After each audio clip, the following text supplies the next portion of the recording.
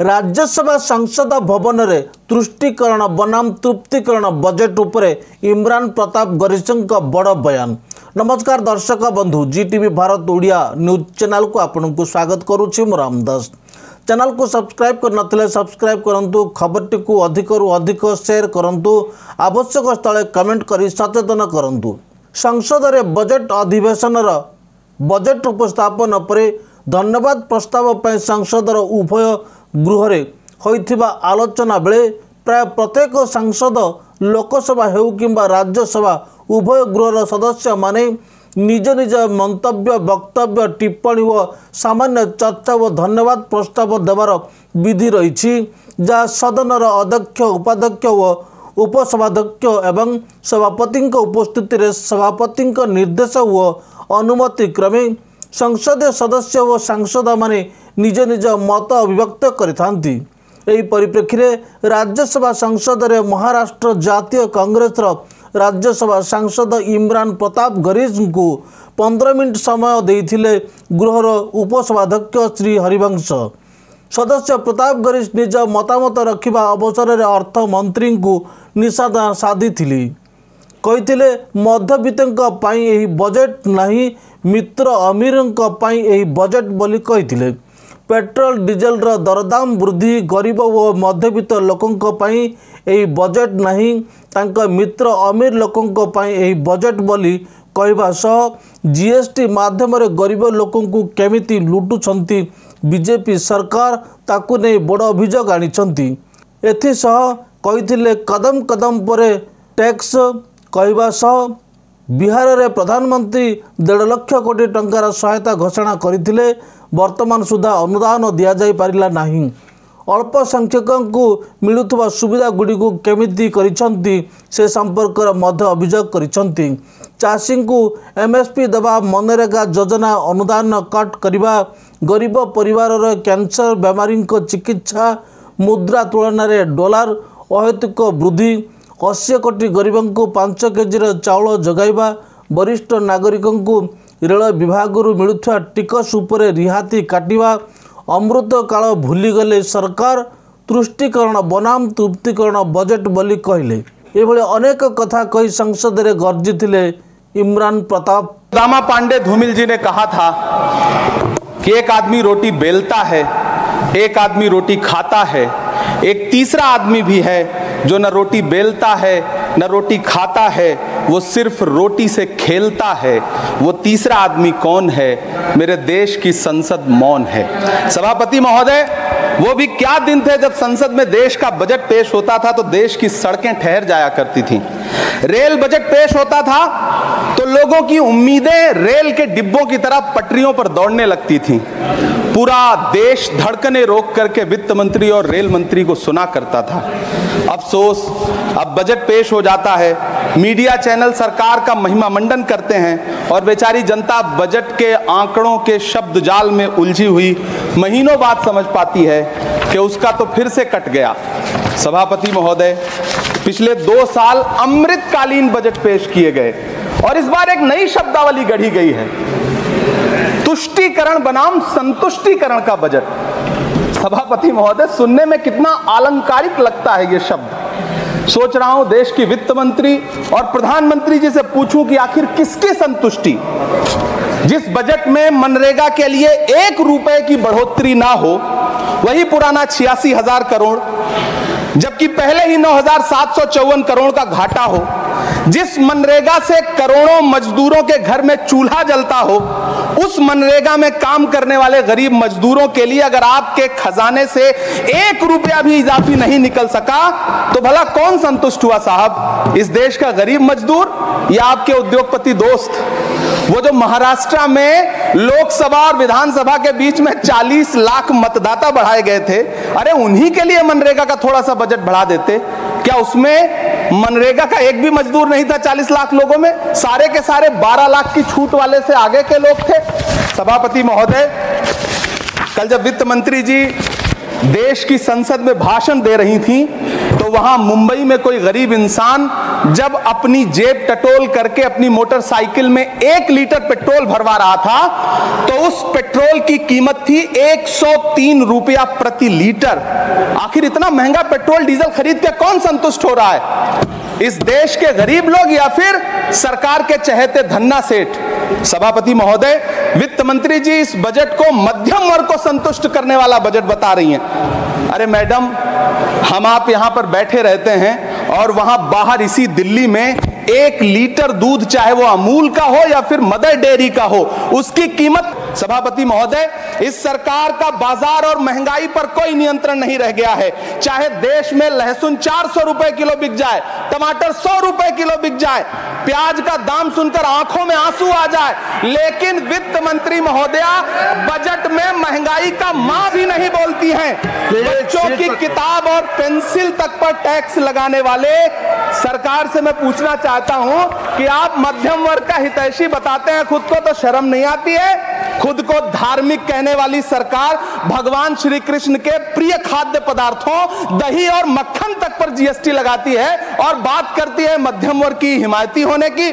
जिंदा रहते हुए जनता से हर चीज पर टैक्स वसूलने वाली यह सरकार कम से कम मरने पर तो लोगों को बख्श देती, लेकिन नहीं, वहां भी लूटना है। अंतिम संस्कार के सामान, अगरबत्ती, धूप बत्ती, केवड़ा जल, चंदन पाउडर, जौ, बताशा, काला तिल, पंचरत्न, कपूर और कफन तक पर टैक्स लेने वाली यह सरकार किस मुंह से खुद को मध्यम वर्ग का हितैषी बताती है?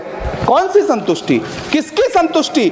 कदम कदम पर टैक्स देकर लुटने वाली जनता की, या फिर जनता से टैक्स वसूल करके धन्ना सेठों का खजाना भरने वाली सरकार की? किसकी संतुष्टि? सभापति महोदय, 18 अगस्त 2015 आरा का बिहार का ऐतिहासिक मैदान, सजा हुआ मंच, हजारों की भीड़ और सामने खड़े हुए देश के प्रधानमंत्री का भाषण। बिहार के भाइयों बहनों, आज मैं बिहार के लिए पैकेज की घोषणा कर रहा हूं। 50,000 करोड़ कर दूं कि ज्यादा कर दूं? अखिलेश भाई, 60,000 करोड़ कर दूं कि ज्यादा कर दूं? 70,000 करोड़ कर दूं कि ज्यादा कर दूं? 80,000 करोड़ कर दूं कि ज्यादा कर दूं? चलो, मैं बिहार को 1.25 लाख करोड़ का पैकेज दे रहा हूं। 10 साल हो गए सभापति महोदय, वही ढाक के 3 पात। बिहार आज भी विकास की बाट जोह रहा है। भाषण आज भी प्रधानमंत्री जी के यूट्यूब चैनल पर सुना जा सकता है। जो झूठ बोल के करता है मुतमईन सबको, वो झूठ बोल के खुद मुतमईन नहीं होता। सभापति महोदय, ये तो राहुल जी का असर है। कौन सा शब्द सर, कौन सा शब्द? झूठ। ठीक है सर, मिथ्या बोल करके, जो मिथ्या बोल के करता है मुतमईन सबको, वो मिथ्या बोल के खुद मुतमईन नहीं होता। ये राहुल जी का असर है। जो मखाना बोर्ड की घोषणा हुई, अखिलेश जी आपको याद होगा, भारत जोड़ो न्याय यात्रा में 30 जनवरी 2024 को बिहार के रंगभूमि मैदान में राहुल गांधी जी का पूर्णिया में भाषण था और उसमें मखाना को लेकर उन्होंने आवाज उठाई थी। यह उनका असर है कि आपको मखाना बोर्ड बनाना पड़ा, वरना तो आप मैखाना बोर्ड बनाने वाले लोग हैं। सभापति महोदय, बिहार को झूठे पैकेज और चुनावी दिलासे देना बंद करिए। आज भी जब कोसी में बाढ़ आती है तो पूरा सीमांचल बर्बाद हो जाता है। मैंने उस तबाही को अपनी आंखों से देखा है। 2016-17 की बाढ़ में अपने इन्हीं हाथों से राहत सामग्री बांटी है मैंने। अगर सच में बिहार के लिए कुछ करना चाहते हैं तो बिहार को बाढ़ से बचाने का प्रबंध करिए। पूर्णिया एयरपोर्ट 10 साल से बाट जो रहा है, घोषणा 2014 में हुई, बन के आज तक तैयार नहीं हुआ। अलीगढ़ मुस्लिम विश्वविद्यालय का किशनगंज सेंटर बजट के अभाव में दम तोड़ता जा रहा है। मैंने पिछले बजट सत्र में भी आवाज उठाई थी। आज फिर वित्त मंत्री जी से अनुरोध करना चाहता हूं, दामन फैला करके, कि अलीगढ़ मुस्लिम विश्वविद्यालय का किशनगंज सेंटर बन जाने दीजिए। आखिर कौन सी नफरत है? ये मुल्क हमारा भी है। इस मुल्क की मिट्टी में हमारा भी खून पसीना शामिल है। हमसे इतनी भी क्या नफरत? रिश्तों की ये नाजुक डोरें तोड़ी थोड़ी जाती हैं। अपनी आंखें दुखती हो तो फोड़ी थोड़ी जाती हैं। सभापति महोदय, अल्पसंख्यक मंत्रालय का बजट काटकर मौलाना आजाद नेशनल फेलोशिप बंद कर देना, प्री मैट्रिक स्कॉलरशिप बंद कर देना, नई मंजिल योजना बंद करना, धरोहर योजना बंद करना। 2024-25 के बजट में माइनॉरिटी मिनिस्ट्री के लिए 3,183 करोड़ रुपए की घोषणा हुई, लेकिन देश को हैरत होगी कि बाद में समीक्षा करके लगभग आधा कर दिया गया, 1,868 करोड़ रुपए। मुझे सरकार से पूछना है कि कौन संतुष्ट हुआ? इस देश का अल्पसंख्यक संतुष्ट हुआ है या आप संतुष्ट हुए? किसका संतुष्टिकरण? सभापति महोदय, मैं प्रधानमंत्री जी से कहना चाहता हूं कि आप ही ने 1 मार्च 2018 को किंग अब्दुल्ला को, जॉर्डन के किंग अब्दुल्ला को मेहमान बना करके इसी दिल्ली में एक कॉन्फ्रेंस में कहा था कि मैं मुसलमानों के एक हाथ में कंप्यूटर और दूसरे हाथ में कुरान देना चाहता हूं। कंप्यूटर देने की बात तो छोड़िए, पढ़ाई के लिए जो स्कॉलरशिप मिल रही थी उसको भी छीन लिया आपने। किसको संतुष्ट करने के लिए? हम समझते हैं इस साजिश को। आप माइनॉरिटी मिनिस्ट्री का बजट काटते काटते एक दिन मिनिस्ट्री को ही बंद कर देना चाहते हैं। वो जहर देता तो सबकी नजर में आ जाता, सो ये किया कि हमें वक्त पर दवाएं न दी। सभापति महोदय, मैं तो वित्त मंत्री जी से पूछना चाहता हूं आपके माध्यम से कि शायद आपको पता ही नहीं है कि गृहस्थी चलाने वाली एक गृहिणी की मुश्किलें क्या क्या होती हैं। आपने कभी सोचा भी नहीं होगा कि जब वो किचन में सब्जी बनाने के लिए कढ़ाई में तेल डालती है तो उसके साथ उसके आंसू भी गिरते हैं। सभापति महोदय, शायद उन्हें पता भी ना हो कि एक छोटी सी गाड़ी और एक छोटे से फ्लैट का ईएमआई भरने के बाद इस देश का एक गरीब इंसान जब अपने बच्चों की फीस भरने के बारे में सोचता है तो उसे कितनी खुशियों का गला घोंटना पड़ता है। शायद उनको पता भी नहीं है कि फसल बेच करके बिटिया की शादी का सपना सजाने वाला किसान जब अपनी फसल बर्बाद देखता है तो कितनी रातें सो भी नहीं पाता है। सभापति महोदय, शायद वो कभी इस पीड़ा को समझ ही नहीं पाएंगी कि परिवार के किसी एक सदस्य को कैंसर जैसी बीमारी हो जाए तो घर और जमीनें गिरवी रख उठती हैं लेकिन इलाज नहीं हो पाता। सभापति महोदय, इसी देश की संसद में कभी स्वर्गीय सुषमा स्वराज जी ने कहा था कि जब देश की करेंसी गिरती है तब देश की प्रतिष्ठा गिरती है। एक तरफ कोलंबिया जैसा छोटा सा देश और उसके प्रधानमंत्री गुस्तावो पेत्रो खड़े हैं जो कोलंबिया के नागरिकों को हथकड़ी लगाकर लाने वाले जहाज को अमेरिका बैरंग वापस लौटा दे रहे हैं, और दूसरी तरफ हमारे प्रधानमंत्री जी खड़े हैं जो बेड़ी और हथकड़ी लगा करके लाए गए बेटों के अपमान पर एक शब्द नहीं बोल रहे। सभापति महोदय, मैं इतिहास के पन्ने पलट रहा हूं, मुझे 2 किरदार याद आ रहे हैं। एक तरफ निक्सन के 7वें बेड़े की धमकियों के सामने लोहे की तरह अडिग इंदिरा गांधी खड़ी हैं, तो दूसरी तरफ खुद ही नमस्ते ट्रंप का नारा लगाते हुए प्रधानमंत्री जी खड़े हैं। मेरे कानों में सुषमा स्वराज जी की आवाज गूंज रही है। बहुत कम बोलने वाले डॉक्टर मनमोहन सिंह ने बहुत ज्यादा बोलने वाले प्रधानमंत्री जी को जब देश की बागडोर सौंपी थी तो $1.58 का था, आज 85 से 87 के बीच में झूल रहा है। इन दिनों रुपए की अहमियत गिरती है तो न तो देश की प्रतिष्ठा गिरती है ना प्रधानमंत्री की गरिमा। जिस देश में 80 करोड़ लोगों को 5 किलो राशन के लिए कतारों में लगना पड़ता हो, उस देश में यह सरकार 12 लाख तक के टैक्स न लेने के लिए अपनी पीठ थपथपा रही है। हुकूमत इस कदर आवाम पर एहसान करती है, ये आंखें छीनती है और चश्मे दान करती है। सभापति महोदय, महाराष्ट्र का भिवंडी हो, मालेगांव हो, इचलकरंजी हो, यूपी का बनारस हो, मुआयमा हो, मुबारकपुर हो, रांची का छोटा नागपुर हो, बिहार का भागलपुर हो, हर जगह बुनकरों की उम्मीदें तोड़ रही हैं, लेकिन इस सरकार के पास उनके लिए कुछ भी नहीं है। मुरादाबाद का पीतल उद्योग, कानपुर का चमड़ा उद्योग, सहारनपुर का लकड़ी उद्योग, फिरोजाबाद का चूड़ी उद्योग, अलीगढ़ का ताला उद्योग, सब सरकारी प्लानिंग से तबाह हो रहे हैं। इन तमाम के बीच सरकारी सपोर्ट से बस एक उद्योग फल फूल रहा है, नोएडा का नफरत उद्योग। सभापति महोदय, जिस देश में 40 से 45% मेडिकल फैकल्टी की सीट खाली हो, वहां बजट में 75,000 नए मेडिकल सीट्स का ऐलान हो रहा है। सरकार बहादुर, कम से कम इस देश के पढ़े लिखे युवाओं को तो मूर्ख समझना बंद करिए। वो अब तिजारती पहलू निकाल लेता है।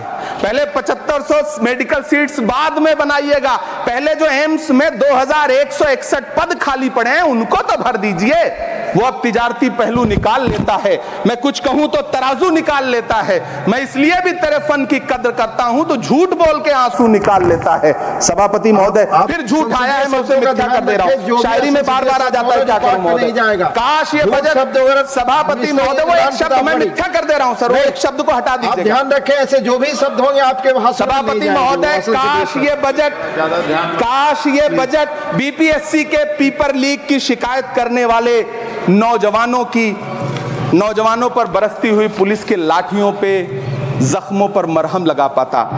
सभापति महोदय, पिछले 80 दिन से 70 साल का एक बुजुर्ग एमएसपी की लीगल गारंटी मांगता हुआ आमरण अनशन पे बैठा हुआ है। काश ये बजट किसान नेता जगजीत डल्लेवाल की टूटती हुई सांसों की पीड़ा सुन पाता। काश ये बजट प्रतियोगी परीक्षाओं की तैयारी के लिए दिल्ली, कोटा, पटना, अहमदाबाद जैसे शहरों में, इलाहाबाद जैसे शहरों में किताबों के साथ गल रहे युवाओं के सपनों को जिंदगी दे पाता। काश ये बजट वंदे भारत के सुनहरे विजुअल के बजाय देश की गरीब जनता को कुछ और पैसेंजर ट्रेनें दे पाता। काश ये बजट सीनियर सिटीजन को ट्रेन टिकटों में मिलने वाली रियायतें वापस लौटा पाता जिनको सरकार ने कोविड के नाम पे छीन लिया था। काश ये बजट किसानों की राह में कीले नहीं बल्कि कालीन बिछाने वाला बन पाता। काश ये बजट सरकारी मालिकों को यह समझा पाता कि नेहरू को कोसने से अर्थव्यवस्था नहीं सुधरेगी, उसके लिए डॉक्टर मनमोहन सिंह साहब की अर्थ नीति अपनानी पड़ेगी। पिछले 11 साल से नेहरू जी को कोस रहे हैं, आखिर कब तक कोसिएगा? थोड़ा पंडित नेहरू जी के बारे में पढ़िए, तब पता चले कि पंडित नेहरू की शख्सियत का नाम है। दुनिया का पहला ऐसा राजनेता जिसने अपनी जिंदगी की आजादी के लिए, देश की आजादी के लिए 3259 दिन अंग्रेजों की जेल में बिताए। पंडित नेहरू एक ऐसे महान शख्स जिनके पिता पंडित मोतीलाल नेहरू, जिनकी बहन विजय लक्ष्मी पंडित, जिनके बहनोई पंडित रंजीत सीताराम, जिनकी बेटी इंदिरा गांधी, जिनके दामाद फिरोज गांधी, सब ने अंग्रेजों से लड़ते हुए स्वतंत्रता आंदोलन में जेल काटी। आप किस मुंह से उनकी लकीर छोटी करने की बात करते हैं?